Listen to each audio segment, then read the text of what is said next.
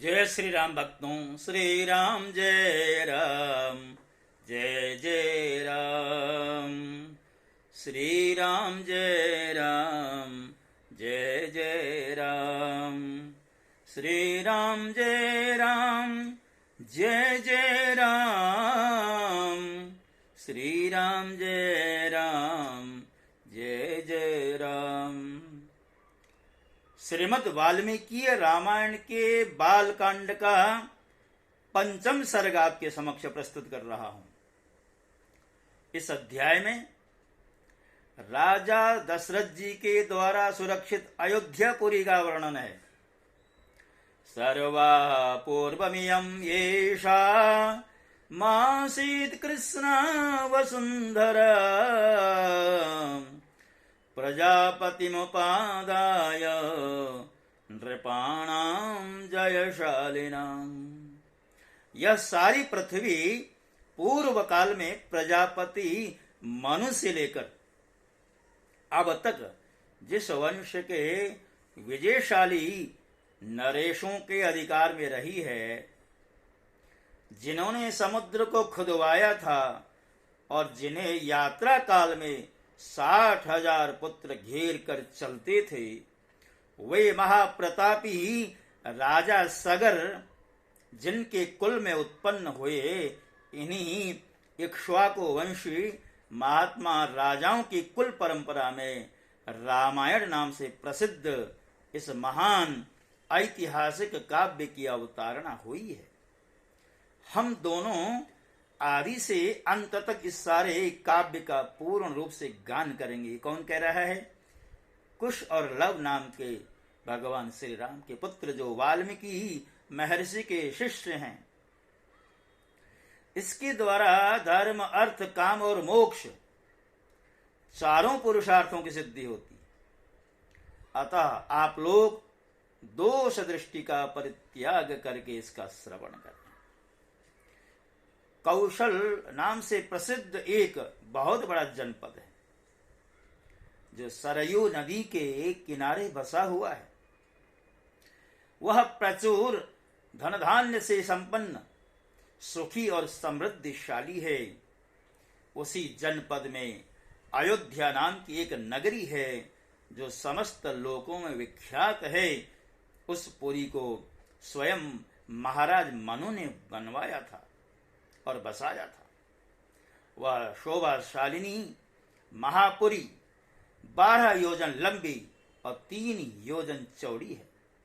वहां बाहर के जनपदों में जाने का जो विशाल राजमार्ग था, वह उभय पार्श्व में विविध वृक्षावलियों से विभूषित होने के कारण सुस्पष्टतया अन्य मार्गों से विभक्त जान पड़ता था।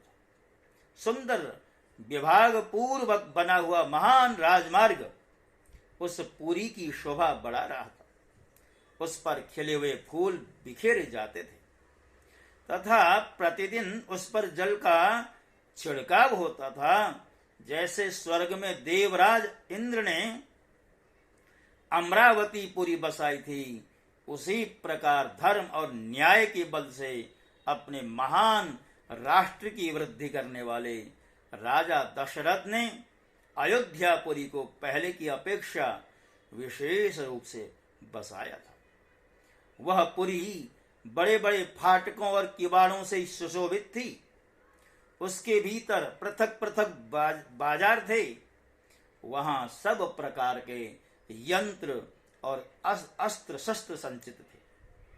उस पुरी में सभी कलाओं के शिल्पी निवास करते थे। स्तुति पाठ करने वाले सूत और वंशावली का बखान करने वाले मागध वहां भरे हुए थे। वह पुरी सुंदर शोभा से संपन्न थी। उसकी सुषमा की कहीं तुलना नहीं हो सकती थी। वह ऊंची ऊंची अट्टालिकाएं, जिनके ऊपर ध्वज फहराते थे, सैकड़ों शतघ्नियों अर्थात तोपों से वह पुरी व्याप्त थी। उस पुरी में ऐसे बहुत सी नाटक मंडलियां थी, जिनमें केवल स्त्रियां ही नृत्य एवं अभिनय करते थे। उस नगरी में चारों और उद्यान तथा आमों के बगीचे थे। लंबाई और चौड़ाई की दृष्टि से वह पुरी बहुत विशाल थी तथा साखू के वन उसे सब ओर से घेरे हुए। उसके चारों ओर गहरी खाई खुदी थी जिसमें प्रवेश करना या जिसे लांघना अत्यंत कठिन था। वह नगरी दूसरों के लिए सर्वथा दुर्गम एवं दुर्जय थी। घोड़े, हाथी, गाय, बैल, ऊंट तथा गधे आदि उपयोगी पशुओं से वह पूरी भरी पूरी थी। कर देने वाले सामंत नरेशों के समुदाय उसे सदा घेरे रहते थे। विभिन्न देशों के निवासी वैश्य उस पुरी की शोभा बढ़ाते थे। वहां के महलों का निर्माण नाना प्रकार के रत्नों से हुआ था। वे गगनचुंबी प्रासाद पर्वतों के समान जान पड़ते थे। उनसे उस पुरी की शोभा हो रही थी। बहुसंख्यक कूटागारों अर्थात गुप्त गृहों अथवा स्त्रियों के क्रीड़ा भवनों से परिपूर्ण वह नगरी इंद्र की अमरावती के समान जान पड़ती थी। उसकी शोभा विचित्र थी। उसके महलों पर सोने का पानी चढ़ाया गया था अथवा वह पूरी द्यूत फलक के आकार में बसाई गई थी। श्रेष्ठ एवं सुंदरी नारियों के समूह उस पुरी की शोभा बढ़ाते थे। वह सब प्रकार के रत्नों से भरी पूरी तथा सत महले प्रासादों से सुशोभित थी। पूर्ववासियों के घरों से उसकी आबादी इतनी घनी हो गई थी कि कहीं थोड़ा सा भी अवकाश नहीं दिखाई देता था। उसे समतल भूमि पर बसाया गया था। वह नगरी जड़हन धान के चावलों से भरपूर थी। वहां का जल इतना मीठा या स्वादिष्ट था मानो ईख का रस हो, इक्षु रस हो। भूमंडल की वह सर्वोत्तम नगरी दुंदुभी, मृदंग, वीणा, पणव आदि वाद्यों की मधुर ध्वनि से अत्यंत गूंजती रहती थी। देवलोक में तपस्या से प्राप्त हुए सिद्धों के विमान की भांति उस पुरी का भूमंडल में सर्वोत्तम स्थान था। वहां के सुंदर महल बहुत अच्छे ढंग से बनाए और बसाए गए थे। उनके भीतरी भाग बहुत ही सुंदर थे।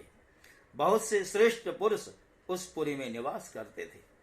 जो अपने समूह से बिछुड़कर असहाय हो गया हो, जिसके आगे पीछे कोई ना हो, अर्थात जो पिता और पुत्र दोनों से हीन हो अथवा युद्ध से हार कर भागे जा रहे हो, ऐसे पुरुषों पर जो लोग बाणों का प्रहार नहीं करते, जिनके सधे सधाए हाथ शीघ्रता पूर्वक लक्ष्य वेद करने में समर्थ हैं, अस्त्र शस्त्रों के प्रयोग में कुशलता प्राप्त कर चुके हैं तथा जो वन में गरजते हुए मत वाले सिंहों, व्याघ्रों और सुअरों को तीखे शस्त्रों से एवं भुजाओं के बल से भी बलपूर्वक मार डालने में समर्थ हैं, ऐसे सहस्रों महारथी वीरों से अयोध्यापुरी भरी पूरी थी। उसे महाराज दशरथ ने बसाया और पाला था। अग्निहोत्री, शम, दम आदि उत्तम गुणों से संपन्न तथा सहो अंगों सहित संपूर्ण वेदों के पारंगत विद्वान श्रेष्ठ ब्राह्मण उस पुरी को सदा घेरे रहते थे। वे सहस्रों का दान करने वाले और सत्य में तत्पर रहने वाले थे। ऐसे महर्षि कल्प महात्माओं तथा ऋषियों से अयोध्यापुरी सुशोभित थी तथा राजा दशरथ उसकी रक्षा करते थे। भक्तों, बालकांड का जो पंचम सर्ग है, जिसमें अयोध्यापुरी के सौंदर्य का वर्णन है कि किस तरह राजा दशरथ जी के द्वारा पालित अयोध्यापुरी की सुंदर सुषमा थी, उसका यहाँ पर वर्णन किया गया है। मैं आपसे पुनः एक बार निवेदन करता हूँ, देखिए, वाल्मीकि रामायण जैसे विशाल विशद ग्रंथ को भाव के रूप में आपके समक्ष रखने का मैंने जो प्रयास आरंभ किया है, इसमें आप सहायक बन सकते हैं। और आपने मात्र कोई आर्थिक सहयोग नहीं, अपितु इस रूप में आपने सहयोग देना है कि मेरे चैनल को अधिक से अधिक सब्सक्राइब करें, मित्रों इष्ट मित्रों से सब्सक्राइब करवाएं, सुझाव दें, लाइक का बटन दबाएं और बेल आइकन अवश्य दबाएं, जिससे कि मेरे आगे के जो भी प्रसंग हैं, संदर्भ हैं, आपके समक्ष से पहुंचते रहेंगे और मुझे इस कार्य में और भी उत्साह प्राप्त होगा। मैं अपनी यात्रा को आगे बढ़ा सकूंगा। इन्हीं शब्दों के साथ जय श्री राम।